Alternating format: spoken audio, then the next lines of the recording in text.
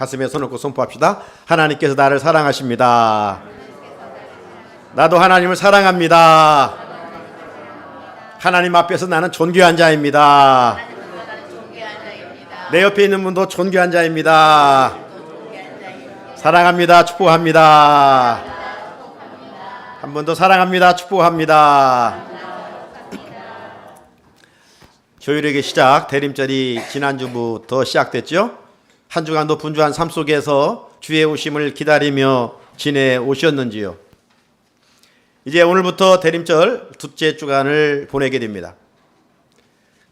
강단에는 촛불 2개가 대림절 둘째 주임을 대변하고 있습니다. 막연한 주님의 아기 예수님과 종말론적으로 다시 오실 예수님을 기다리는 것이 아니라 온통 보라색이죠.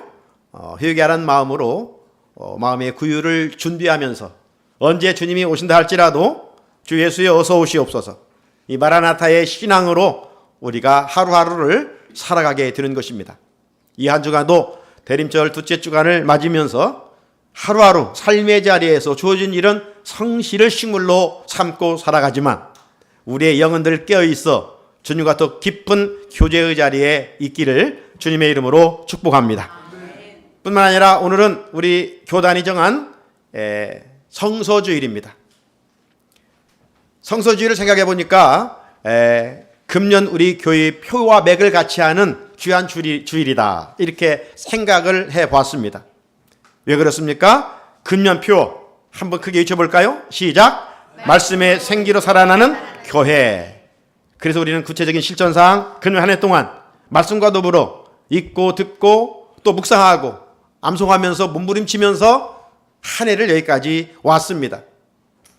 우리 신앙생활에서 정말 중요한 것이 무엇인가?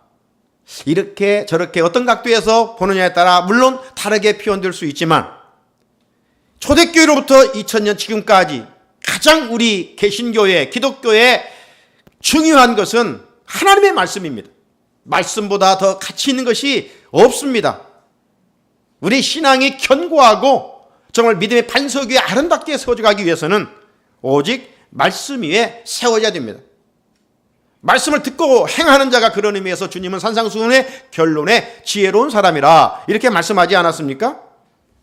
말씀이 우리 신앙생활의 본질이요, 말씀이 우리 신앙의 생명입니다.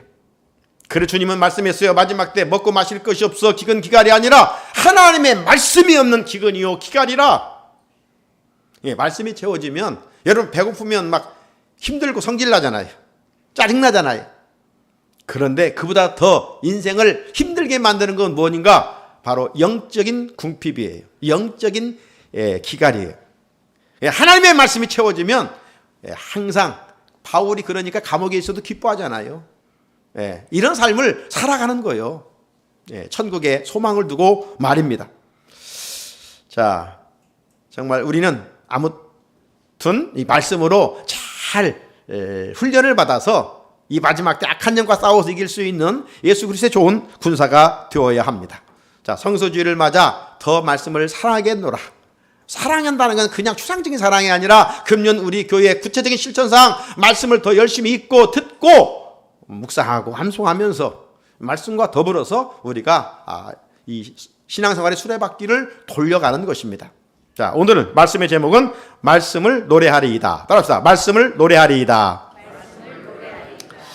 여러분, 우리가 신앙생활을 하다 보면 반복적으로 계속 해야 할 일들이 많이 있어요. 어떤 일을 우리가 계속 해야 될까요? 물고기가 물을 떠나서 살 수 없는 것처럼 성도는 예배 생활을 떠나서는 살 수가 없어요. 예배중에 태어나서 예배로 끝나는 것이 그리스도인의 삶이에요. 그 예배가 얼마나 중요한 것인가를 알 수가 있는 것이죠. 그러나 우리가 또 기억하는 것은 주일날 예배 이것으로 1시간 끝나면 안 돼요. 나 이거 1시간 드렸으니까 이제 예배 다 드렸다. 하나님은 이걸 원하시는 것이 아니에요. 이건 훈련소입니다. 여러분의 삶의 자리에 가서 계속 여러분의 몸으로 삶의 예배를 드려야 됩니다. 로마서 12장 1절에 그러므로 형제들아 내가 하나님의 모든 자비하심으로 너희를 권하노니 너희 몸을 하나님이 기뻐하시는 거룩한 산 제물로 드리라. 이는 너희가 드릴 영적 예배니라. 죽도 이후에 우리의 삶이 계속 예배자의 삶이 되어야 돼요. 경건은 교회 안에서만 머무는 것이 아니라 경건의 삶이 계속 이어져야 할 것을 말씀합니다. 또 계속 해야 할 것이 뭘까요? 복음을 전하는 일입니다. 전도하는 일, 이건 멈출 수가 없어요. 오늘 기독교 전 역사 속에 환난과 핍박이 끊임없이 많았지만 이 생명력을 견지하고 세계 복음화를 이룰 수 있었던 것은 그 누군가가 순교적인 자세를 가지고 복음을 전했기 때문이죠. 그래서 하나님은 이렇게 디모데후서 4장 2절에서 말씀합니다. 너는 말씀을 전파하라. 때를 얻든지 못 얻든지 항상 힘쓰라. 때를 얻었든지 못 얻든지 전하라는 것입니다. 뿐만 아닙니다. 에스겔 2장 7절에 보면 그들은 심히 패역한 자라. 그들이 듣든지 아니 듣든지 너는 내 말로 고할지니라. 여러분, 우리가 복음을 전하면 세상 사람이 듣습니까? 안 들어요. 그래도 우리가 어떻게 해야 돼요? 전해야 되는 거예요. 안 들어도 가 전하는 거예요. 이거 안 되니까 그냥 안 들어야지, 안 전해야지. 이게 아닙니다. 하나님은 사람들이 마음이 얼마나 강팍한 것인가를 알고 있어요. 우리가 전해도 안 듣는다는 거예요. 그러면 안 들으니까 멈춰버릴까? 아니에요. 듣든지 아니 듣든지 우리의 사명은 뭡니까? 전하라는 겁니다. 예수 믿으세요. 그리고 함께 우리 천국 갑시다. 예수 믿고 주사 받고 하나님 자녀가 됩시다. 우리는 전하는 거예요. 농부가 봄이 돌아오면 씨 뿌리는 거예요. 가을에 염려하면 거두지 못해요. 잘하게 하시는 분은 하나님이셔요. 우리가 할 일은 전하는 거예요. 듣든지 아니 듣든지 전하라는 거예요. 하나님의 뜻도 우리가 계속 헤아려야 돼요. 세상 사람들은 자기 뜻대로 살아가요. 자기 뜻을 이루려고 해요. 그러나 그리스도인들은 아니에요. 그리스도인들은 하나님의 뜻이 무엇일까? 어떻게 하나님을 기쁘시게 될까? 왜냐하면 우리는 하나님의 것이니까. 하나님이 당신의 아들의 핏값으로 우리를 구속해서 아들과 딸 삼아 주었으니 우리는 아버지의 뜻이 무엇인지를 헤아리며 살아가야 돼요. 하나님의 뜻 중에 그림처럼 선명한 것이 데살로니가서 5장 16절로 18절이죠. 항상 기뻐하라. 쉬지 말고 기도하라. 범사에 감사하라. 이는 그리스도 예수 안에 너희를 향하신 하나님의 뜻이니라. 그냥 오늘 우리는 내 감정에 따라 어쩌다 한 번이 아니에요. 신앙생활은. 이렇게 늘 항상 해야 되고 쉬지 말고 해야 되고 범사해야 되고 그러면 예수의 좋은 제자가 되어가는 것이죠. 자, 그렇다면 오늘 시인은 또 우리에게 도전을 주는 것이 있는데 무엇을 또 계속 할 것을 말씀하고 있는가? 또 무엇? 예배 생활도 전도도 또 우리가 봉사 생활도 우리가 해야 할 일들이 끊임없이 많아요. 하나님의 뜻도 헤아리는 것. 그런데 오늘 시인은 기도 생활을 말하고 있는 거예요. 여호와께 계속 부르짖으라는 거예요. 오늘 169절에 여호와여 나의 부르짖음이 주의 앞에 이르게 하시고 여호와여 나의 부르짖음이 시편 119편을 우리가 이제 다음 주면 마무리되게 되는데 이 119편을 쭉 읽어보면요 마치 시냇가에 물이 흐르듯이 기도의 물줄기가 잔잔하게 흐르고 있음을 볼 수가 있어요. 그렇다면 우리도 시인처럼 기도를 쉬지 않아야 되겠죠. 그 이유는 신앙생활에서 기도는 영혼의 호흡이기 때문입니다. 우리가 골로새서 4장을 토요일 새벽에 함께 나누었는데 기도를 계속하고 이렇게 나왔어요. 기도를 계속하라고. 바울이 골로새 교회 성도들에게 기도는 멈추면 안 돼. 기도는 계속해야 돼. 예요? 기도는 영혼의 호흡이기 때문에 그렇습니다. 여러분 지금 호흡하고 있지요? 호흡이 지금 하기가 부자연스럽습니까? 그럼 여기 앉아있기가 힘들어요. 침대에 누워있든지 너무 심하면 병원의 중환자실로 실려가야 돼요. 호흡은 자연스러운 거예요. 내가 호흡을 지금부터 해야지 이렇게 해서 호흡하는 사람 없어요. 그냥 하는지 안 하는지 모르게 자연스러워요. 이게 건강한 사람이에요. 호흡이 멈췄다? 사망입니다. 그죠? 호흡이 멈추면 죽는 거예요. 여러분 성도들 중에는 참 봉사도 열심히 해요. 나름 전도도 열심히 해요. 무슨 일을 하든지 다 한다는 거예요. 근데 기도만은 제발 이런 분들이 있어요. 그죠? 영혼의 호흡인 기도에 대해 어려움을 호소하는 분들이 있어요. 왜 그럴까요? 평상시 기도 훈련을 하지 않았기 때문이에요. 주일에 기도 순서를 맡으면 준비해서 잘 하는데 갑자기 기도시키면 두렵고 부담이 돼요. 기도시킬까 봐 겁나요. 왜? 평상시 기도 훈련을 하지 않으니까. 영혼의 호흡, 기도하지 않으니까. 여러분, 기도 잘하는 왕도는 없어요. 말씀을 묵상하면서 기도 훈련을 하는 가운데 중보 기도의 폭을 넓혀가야 돼요. 사랑하는 성도 여러분, 시인은 하나님께 계속 기도했답니다. 시인은 우리가 살펴본 것처럼 기도함으로 온갖 시련과 여건과 고난을 이겨냈다고 했습니다. 오늘날 성도들의 신앙의 야성이 왜 약해져 갑니까? 여러분 한번 신앙을 점검해 보세요. 내가 지난날 신앙보다도 지금 더 견고하게 세워져 가고 하나님이 원하시는 열매를 맺고 하나님의 자녀답게 지금 선한 영향력을 끼치며 살아가고 있는가? 아니면 지금 물을 받아들이지 못하고 흡수하지 못한 식물처럼 시들시들해 가고 있는가? 왜 약해져 가는가?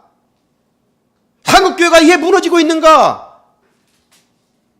기도의 성이 지금 무너지고 있기 때문에 그렇습니다. 영혼의 호흡인 기도를 계속하지 않기 때문입니다. 기도하면 나이가 틈탈질 않아요. 기도하는 사람을 무서워해요. 기도하지 않으니까 너는 내 밥이다 하고 조종하는 거예요. 그래서 썬데이 크리스찬으로 살게 만드는 거예요. 이 시간 하나님께서 우리 입을 성령의 숯불로 지져주시사 기도하는 입술들이 회복되기를 주의 이름으로 축복합니다. 오늘 시인은 말씀과 기도로 하루를 시작했어요. 시인의 삶은 마치 자동차의 앞바퀴 뒷바퀴처럼 항상 말씀과 기도가 같이 굴러갔어요.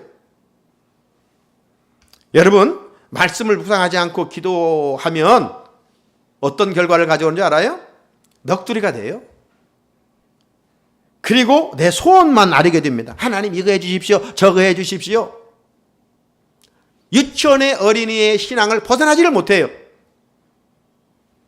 이런 것은 이방인이 하는 기도와 다를 바가 없습니다. 그러므로 기도에는 항상 말씀이 뒷받침돼야 돼요. 말씀 가지고 기도할 수 있어야 돼요. 시인은 말씀이 뒷받침되기 위해서 먼저 말씀을 잘 듣고 깨닫게 해 주십시오 간구했어요. 169절에서 주의 말씀대로 나를 깨닫게 하소서. 하나님 오늘 말씀 잘 듣게 하시고 그 말씀을 깨닫게 해 주십시오. 이 말을 주석에 보니까 당신의 말씀에 의한 이해를 바로 주소서. 하나님의 뜻을 알게 해달라는 기도를 시인은 드렸다 이 말이죠. 그런데 우리는 어때요? 맨날 기도한다고 땅의 것만 구할 때가 많아요. 그것도 주님은 구해라고 했어요. 그런데 주기도문에서도 기도의 원칙이 있는데 하나님의 나라, 하나님의 영광, 그죠? 하나님의 뜻 먼저 구할 것이 있어요. 그런데 우리는 그런 건 상관없어요. 일용할 양식만 구하는 거예요. 내 자식 잘 뛰고 우리 사업 잘 뛰고 뭐 이 땅에서 주님도 그걸 위해서 기도하라고 그래서 그러나 먼저 구할 것이 있다 이 말이에요. 먼저. 근데 말씀이 없으면 먼저 구할 것을 모르는 거예요. 첫 단추를 잘못 꿰는 거예요. 그러니까 맨날 이방인의 우상 앞에 드리는 기도 수준을 벗어나지를 못하는 거예요. 그래 하나님의 은혜가 머물지 않는 거예요. 솔직히 말하면 내 자식을 위해서 기도하지 않아도 돼요. 그래 하나님의 나라를 위해서 하나님의 뜻의 무엇인지를 위해서 기도하면 하나님께서 그 모든 것을 더하여 주시리라 약속하셨어요. 내 기도, 우리 가정을 위해 기도하지 않을지라도 다른 사람의 어려움을 품고 기도하면 하나님이 그 마음을 헤아리시고 그 기도 이상으로 우리 가정에 은혜 주시는 거예요. 이게 성숙한 그리스도인의 기도예요. 그런데 기도한다고 매일 유치원 어린이 수준의 기도만 들으셔야 되겠는가라고 하는 것입니다. 여러분, 이제 기도의 수준을 높여야 돼요. 학생이 열심히 공부하면 실력을 높일 수가 있어요. 영업사원이 발품을 팔아서 여기저기 열심히 다니면 실적을 높이 쌓을 수 있어요. 우리들이 신앙생활 한뒤 한 것이 아닐진데 그렇다면 이제 기도의 수준도 좀 높여가야 하지 않을까요? 언제 어디에서 기도할 줄 시켜도 기도할 수 있는 준비된 우리가 되어야 하지 않을까요? 사랑하는 성도 여러분, 기도의 수준을 높여간다는 말은 어떤 기도를 말할까요? 기도를 유창하게 하는 것을 말할까요? 그런 게 아니에요.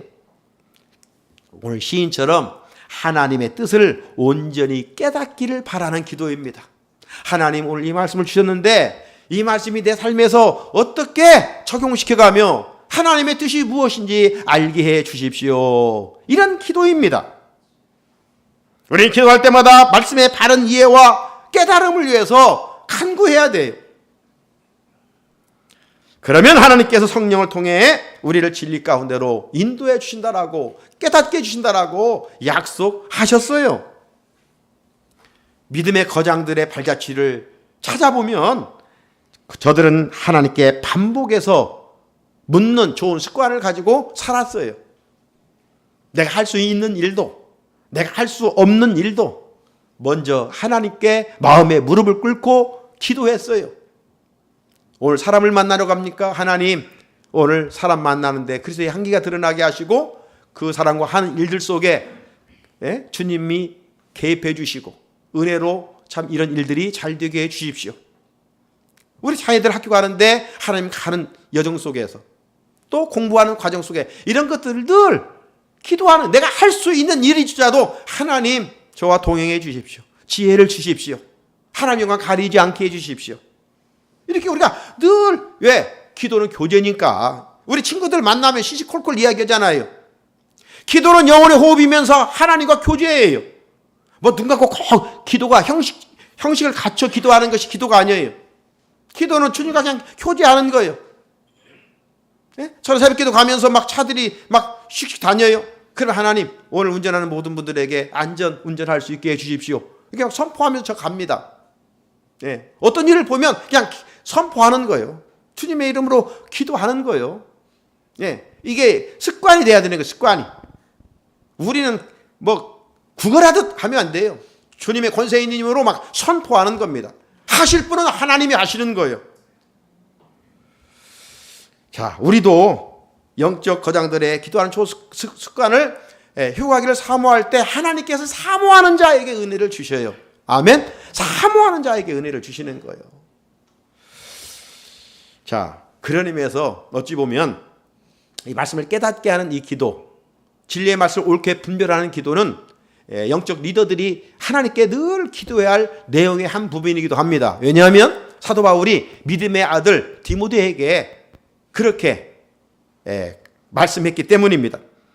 디모데후서 2장 15절, 너는 진리의 말씀을 옳게 분별하며 부끄러울 것이 없는 일꾼으로 인정된 자로 자신을 하나님 앞에 드리기를 힘쓰라. 오늘 목회자 저에게 하나님 주신 말씀이죠. 그래서 저는 교역자들 회의하고 모이고 기도할 때마다 하나님, 주의 종들에게 진리의 말씀을 옳게 분별하여 우리 자녀들과 성도들에게 전할 수 있게 해주십시오. 늘 반복해서 기도합니다. 예, 이것이 주의 종들의 주된 사역이기 때문입니다. 여러분들도 우리 교역자들을 위해, 주의 종들을 위해서 기도할 때 바로 여러 기도가 있겠지만 하나님, 주의 종들에게 진리의 말씀을 옳게 분별하여 진리의 말씀을 잘 대언할 수 있게 해주십시오. 이렇게 기도할 수 있어야 됩니다. 우리 안에 이처럼 진리에 대한 사모함의 영적 네트워크가 형성될 때 전하는 자나 듣는 자나 다 은혜가 될 줄로 믿습니다. 자, 시인이 말씀을 붙잡고 기도했을 때 결과는 어땠을까요? 살아계신 하나님의 응답이겠죠. 자, 170절 읽어볼까요? 170절 시작. 나의 간구가 주의 앞에 이르게 하시고 주의 말씀대로 나를 건지소서. 아멘. 시인의 기도가 하나님께 연락되었습니다. 여러분, 모든 종교에는 다 기도가 있어요. 그러죠? 종교는 다 나름 기도가 있어요. 그런데 우리 기독교와 이방 종교의 기도의 차이점이 무엇일까요? 먼저 기도의 대상이 다릅니다. 기도의 대상이 달라요. 일반 종교의 기도의 대상은 누구입니까? 일반 종교의 기도의 대상은 사람과 동급이에요. 사람이 교주의 이름을 가지고 기도해요. 유한한 자가 유한한 자에게 기도를 해요. 어느 때는요, 동급이 아니라 하급이고 오히려 비인격체에게 기도합니다. 왜 그래요?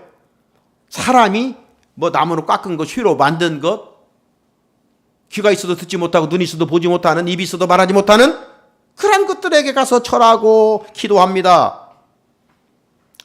여러분, 그렇다면 불신자들은 왜 이렇게까지라도 기도를 해야 하는 것일까요? 사람이 만들어 놓은 비인격체, 물질, 왜 그것에 생명체가 기도하는 것일까요? 다른 이유가 아닙니다. 하나님께서 전도서의 말씀에 보게 되면 이 모든 인간은 하나님을 찾는 마음을 주었어요. 영혼을 향한 마음을 주었어요. 인간에게는 영적 존재니까.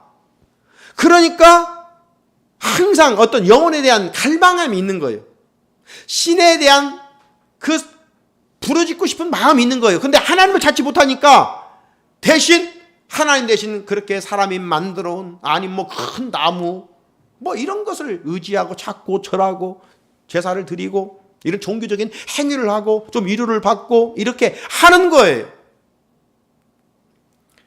하지만 우리 기독교는 사람이 만든 것을 섬기거나 절하거나 경배하지 않습니다.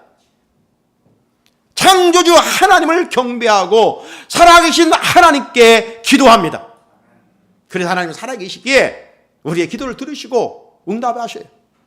소리를 내든 신음으로 하든 생각으로 하든 하나님은 우리 생각도 마음도 감찰하시는 분이셔요. 그래서 응답하셔요. 인격체이신 하나님은 우리와 늘 교제하기를 원해요. 사랑하는 부부는 부부끼리 교제하기를 원하는 것처럼 우리 신랑이신 예수님은 신부인 우리와 늘 교제하기를 원해요. 그러니까 우리가 늘 그냥 하나님께 묻는 거예요. 걸어가면서 일을 하면서도 하나님의 은혜를 늘 사모하는 거예요. 이게 다 기도예요. 여러분, 우리가 가지고 있는 성경책은 어떤 책일까요? 이 성경책은요, 기도의 책입니다. 기도하는 사람들이 막 하늘의 별처럼 저 늦가을의 감람의 감처럼 주렁주렁 달려 있어요. 예? 구약에 이제 창세기 12장에서 보면 족장들이 나오는데 아브라함, 이삭, 야곱, 요셉 이런 사람들은 다 뭐예요? 기도하고 응답받은 사람들이에요. 이어지는 출애굽기의 주인공들은 모세와 여호수아죠. 모세와 여호수아도 하나님께 두 손 들어 기도하고 하나님의 응답을 입은 사람들이에요. 뿐만 아닙니다. 왕들, 선지자들, 또 제사장들, 사사들 다 때마다 하나님께 기도하고 응답받은 일들을 성경은 보여주고 있어요. 특별히 우리가 보고 있는 이 시편 말씀들, 이 시편 말씀들을 보면요, 다 시인의 삶의 자리는 고난입니다. 힘들어요. 다 어려워요.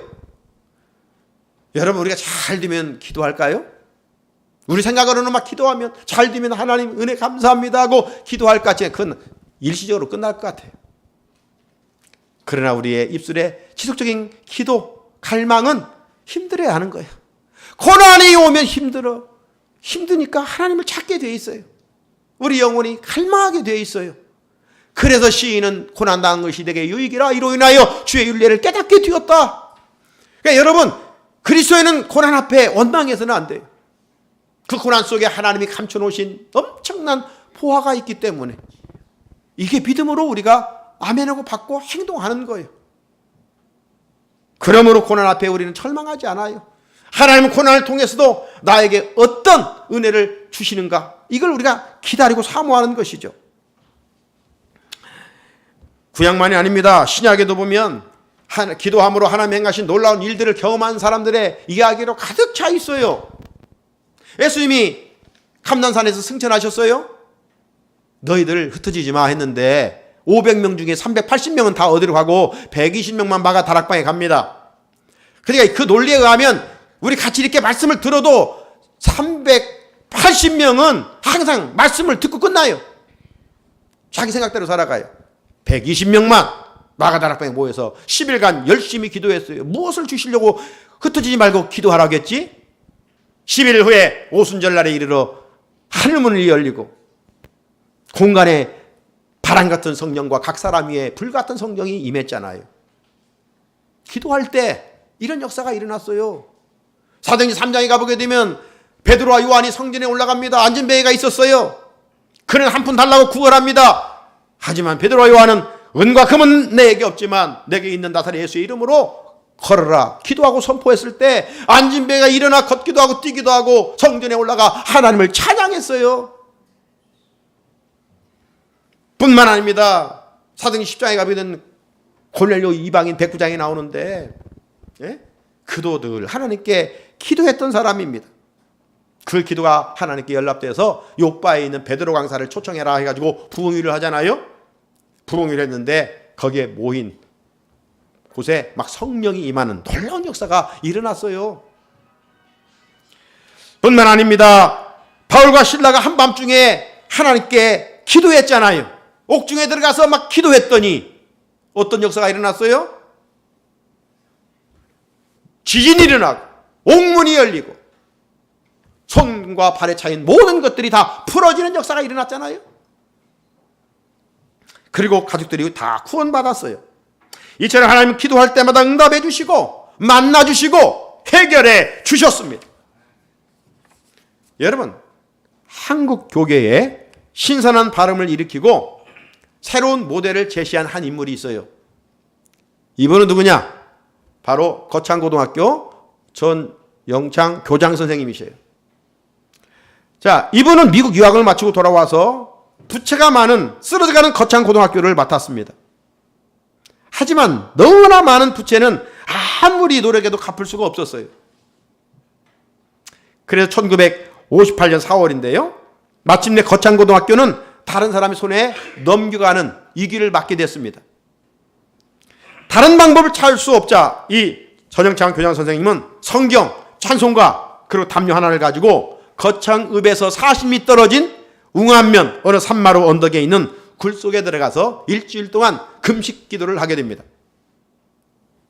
사흘 동안 밤낮으로 부르짖어도 마음에 확신이 없어요. 마음이 그냥 답답하기만 해요. 사흘째 밤에 그래서 하나님께 이렇게 기도를 했습니다. 하나님, 아무리 기도해도 마음이 답답합니다.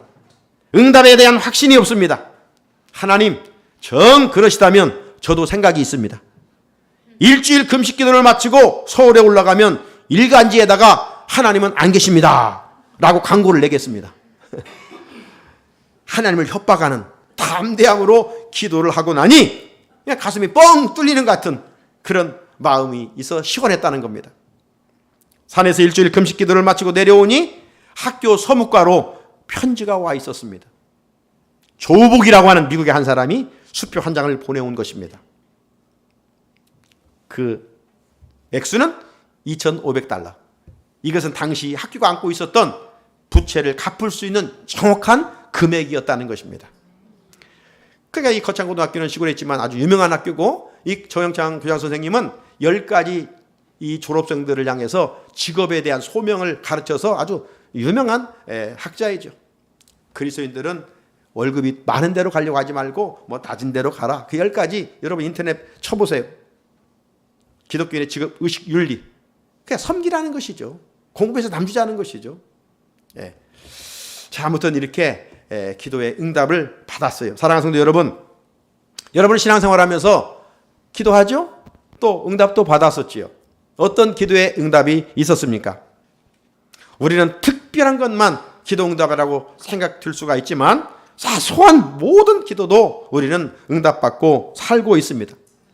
저는 이제 목회자 입장에서 토요일날 일기예보를 잘 이렇게 주시합니다. 주일에 비가 오면. 예? 우리 성도들이 아무래도 이제 이 비가 오면 영향을 받으니까 하나님 주일날 비가 멈출 수 있게 해 주십시오. 그래서 우리 성도들이 주일날 다 올라와서 하나님께 예배드리게 해 주십시오. 제가 꼭 기도해서 비가 멈춘 건 아니지만 제가 일기예보를 위해서 기도해서 비가 안 왔다면 그래서 내 기도에 응답해 주신 하나님이시기에 저는 감사를 드리는 거예요.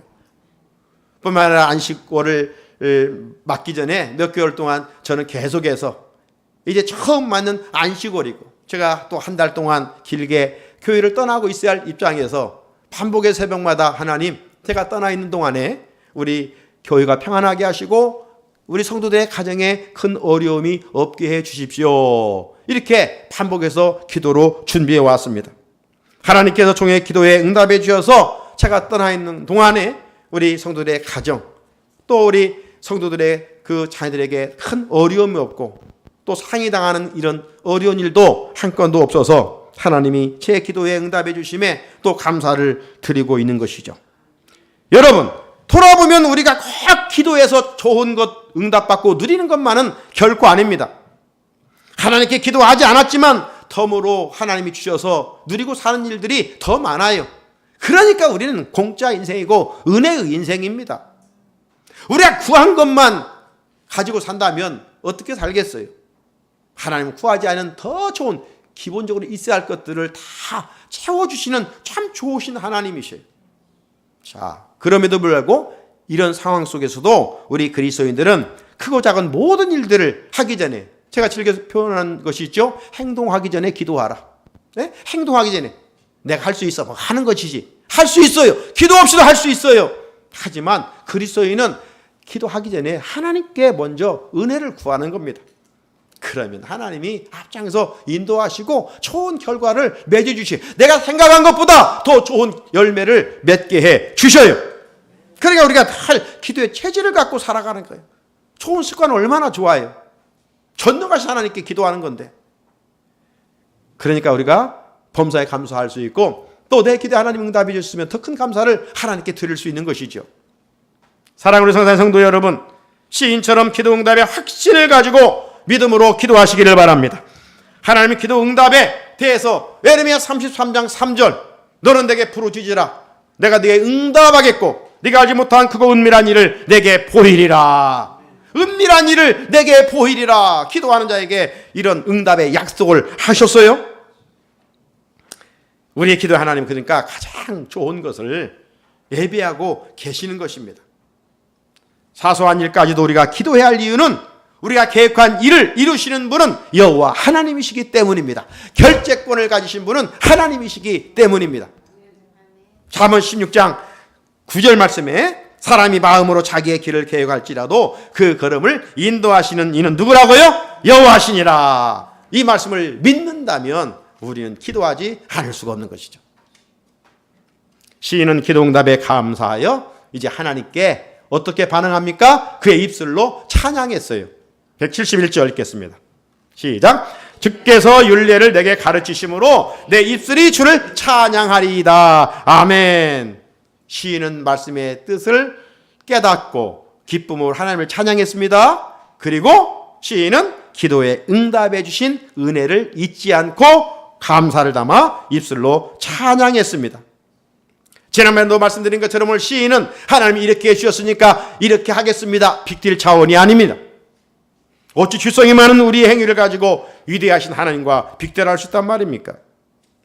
진리를 깨닫고 기도에 응답해 주심에 감사하여 찬양을 드린 것은 은혜 입은 자의 신앙생활의 기본인을 말하는 것입니다.